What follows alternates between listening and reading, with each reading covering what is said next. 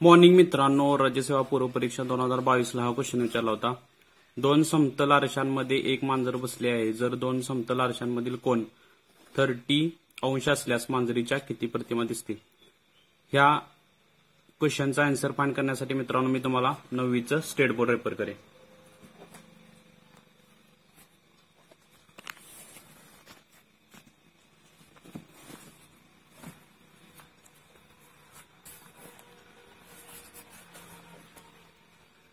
विज्ञान आणि तंत्रज्ञान इयत्ता 9वी।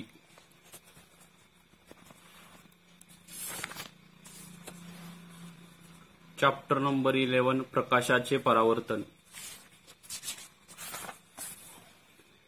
Page number 117।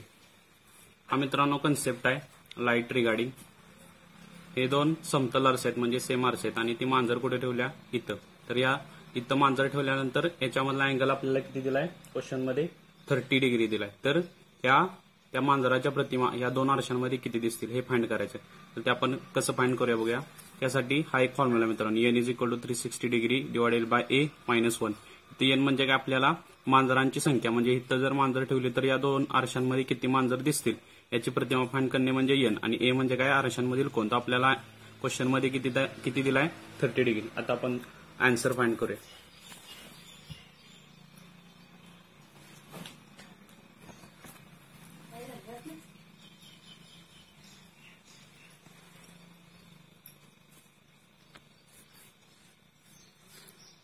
फॉर्म्युला काय आहे? n = 360 degree divided by a - 1।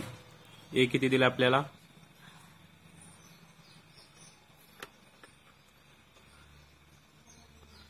a दिलाय 30। n = काय येणार? 360 डिवाइडेड बाय 30 - 1।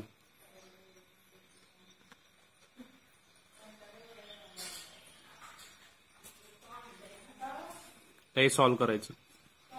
360 इकडे जाणार, -30 डिवाइडेड बाय 30। 360 - 30 किती येणार? 330 डिवाइडेड बाय 30। 0 ला 0 कॅन्सल झाले। n = 3 × 1 = 3, 3 × 1 = 3। n = 11। म्हणजे हे जर दोन समतल आरसे असतील आणि इथं जर आपण मांजर ठेवलं असेल आणि ह्याच्यामधला अँगल किती असेल? 30 डिग्री। तर आपल्याला या दोन्ही आरशांमध्ये मांजरांच्या 11 इमेजेस मिळतील। 9वीच्या स्टेट बोर्ड मधला हा क्वेश्चन आहे मित्रांनो।